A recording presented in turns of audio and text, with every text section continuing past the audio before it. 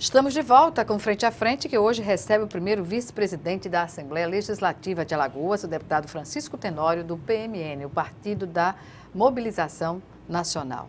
Deputado, falemos agora sobre o ato número 1 da mesa diretora, em que suspende todos, quer dizer, exonera, melhor dizendo, todos os cargos comissionados da Casa.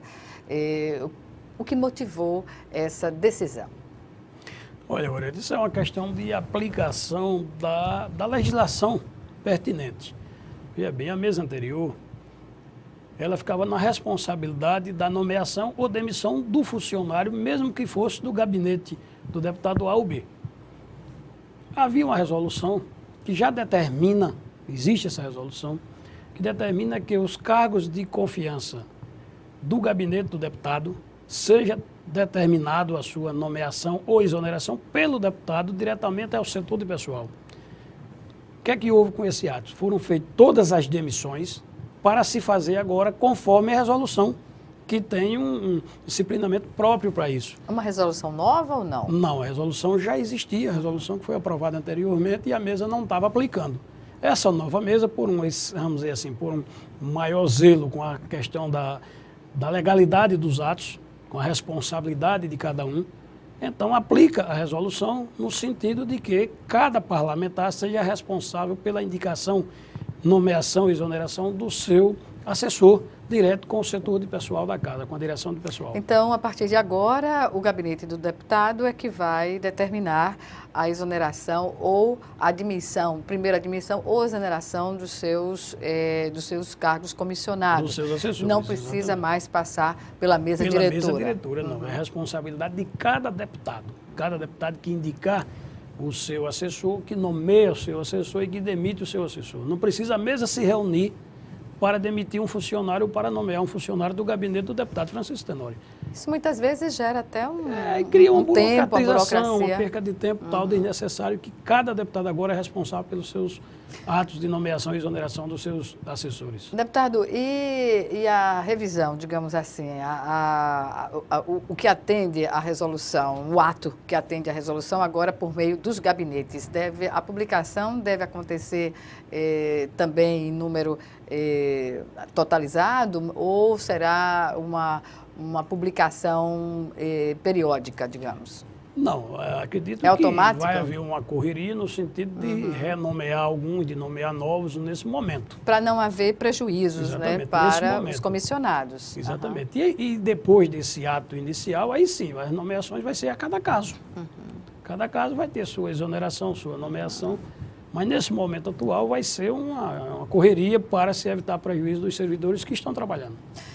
Como o senhor entende, digamos assim, a relação do Legislativo na questão dos 200 anos das comemorações aqui de Alagoas? O Legislativo deve fazer uma programação junto com o Executivo, ou a própria Escola Legislativa deve promover algo nesse sentido? Olha, Gorete, essas programações festivas, históricas, elas ficam mais a cargo do Executivo. Mas o Legislativo pode participar através da Escola Legislativa, ver as questões culturais, através da própria TV, a Assembleia, pode se engajar nesse processo. Mas isso geralmente é iniciado pela Secretaria de Cultura do Estado, que terá todo o apoio da Assembleia nesse sentido. Voltando à questão das comissões que serão formadas com prazo até o dia 2 de março, não é isso? Para apresentarem os nomes que irão compor essas comissões. O senhor permanece na Comissão da Educação, Saúde? Vai depender de ato exclusivo do presidente, mas...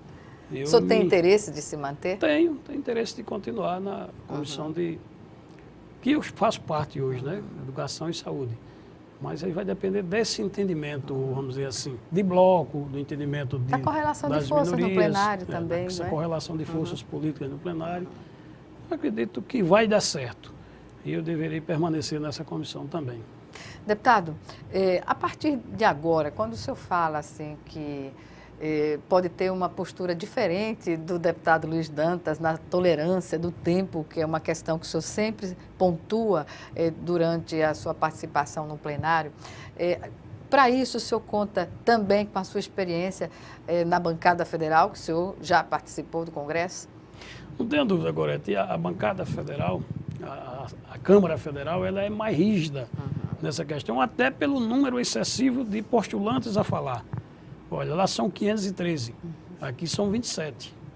Lá o tempo nosso, ele oscila entre tempo de 1 minuto, tempo de 3 minutos, tempo de 5 minutos e o tempo de 15, que é o grande expediente. Só que nós temos um relógio eletrônico que o deputado está falando por 3 minutos. Bateu os 3 minutos, ele automaticamente desliga. É preciso que o presidente conceda mais 1 minuto ou mais 2, conforme ele tenha tempo para isso, para renovar, vamos dizer assim, o microfone dele. Aqui não. Aqui o deputado se inscreve na hora do expediente para tratar de um assunto, entra em outro, lê uma matéria de jornal, passa dos 15 minutos, vai para 30 e às vezes o colega está inscrito e quer falar também e é prejudicado. Porque nós temos um limite de tempo também, embora seja um tempo maior, mas tem um limite. O que é que eu digo sempre? Olha, quando o colega quiser exceder esses 15 minutos, ele deixa por hora das explicações pessoais. Porque aí ele tem o tempo que for necessário. Você tem matérias em andamento, matérias a ser apreciadas, e fica o orador na tribuna, fazendo discurso de 30 minutos, então não tem sentido. Eu, como presidente... Ainda tem que contar com os apartes, não é? Exatamente. Eu, como presidente, vou tentar, e conversando com os colegas, nesse sentido de atender o máximo possível os tempos determinados. Há um problema na questão do aparte. Quando o orador está na tribuna, e a gente marca lá os 15 minutos dele, ao concluir os 15 minutos aqui, o relógio para. Mas se ele conceder uma parte, o aparte fica o tempo que for necessário. O aparte de... Quando regimentalmente, o aparte são por 3 minutos, descontado do orador que está na tribuna. Mas muitas vezes o aparte é o todo, passa a ser o todo. Passa né? a ser um novo discurso. Exatamente. Né? Então, eu vou tentar com os colegas e conduzindo nesse sentido. No dia que não tiver matérias a ser apreciadas, aí sim, você pode continuar o discurso. Mas no dia que tiver matérias a ser apreciadas, nós temos que seguir o rito regimental. Objetivamente. E não tenha dúvida. E aí, no momento em que o presidente Luiz Dantas me conceder esse direito, vamos dizer assim, que eu fique presidindo a sessão, não tenha dúvida que eu terei um pouco de, vamos dizer assim, de mais rigidez com o regimento no tocante ao horário a ser utilizado por cada parlamentar. Deputado, como está a relação no dia a dia do plenário e da própria gestão da Assembleia? Essa experiência que o senhor tem como deputado e já deputado federal também, com deputados mais novos, inclusive de primeiro mandato. O que é que o senhor pode dizer sobre essa experiência? Olha, agora tem sido uma experiência muito boa. Na realidade, você tem aqui uma turma nova hoje, mas vamos dizer assim, uns deputados novos, mas com capacidade. É importante você ter essa turma nova, boa, com vontade de trabalhar, com espírito de ajudar o Estado, de ajudar o governo do Estado a governar Alagoas. Então, você percebe isso, lógico, cada um na sua forma. Tem alguém que acha que está na oposição porque discorda de tema A ou tema B, da forma como é tratada aquela matéria, mas dá a sua contribuição. Então, eu aqui com a experiência maior que já tenho, e talvez com mais calma, até tenho sido uma espécie de bombeiro. Contemporizador. Como disse o governador, construindo pontes. Eu vou aqui entre os colegas construindo pontes. Lógico, até o momento que também a gente tem nossas questões mais individualizadas. Mas eu aplaudo hoje esses meninos que estão aqui na Assembleia como deputados. Têm se mostrado competentes, lutadores, articuladores. Tanto é que essa turma, por exemplo, que formou esse bloco, que tomou conta, que conseguiu ganhar essa eleição da mesa diretora, não foi uma eleição fácil de consenso, não, foi uma eleição disputada. E foi graças à articulação desses meninos novos. Que trabalharam. Iniciativa deles, né? A iniciativa, a coragem de ir à luta, de brigar pelos seus espaços. Eu acho isso importante, de modificar a forma. O que é que sempre se discutiu? A alternância do poder. Olha, vamos alternar, não vamos deixar um grupinho mandando o tempo todo. Então, essa alternância de poder foi interessante. Mas, deputado, o curioso é que não é uma alternância de poder, por exemplo, a bancada se dividiu, na verdade, em 2 grupos, não é? E ambos formando praticamente a base do governo, não é? Mas é exatamente o que eu digo, como todos apoiam o governo, não é? com essa característica. O governo ele ficou um pouco sem, vamos dizer assim, sem força de tomar um lado, uma posição. Por que ficou? Porque os deputados que apoiam de um lado e do outro. Então, o governador agiu bem em ficar mais tentando compor, tentando conciliar. É um momento em que a gente acha que a disputa acirrada, sem ter um conciliador no meio, não é boa.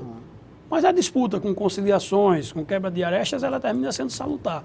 Eu acho que até para o governo, essa disputa foi boa, porque o governo passou a conhecer mais os deputados, a posição de cada um, a capacidade aglutinativa de cada um, capacidade de trabalhar.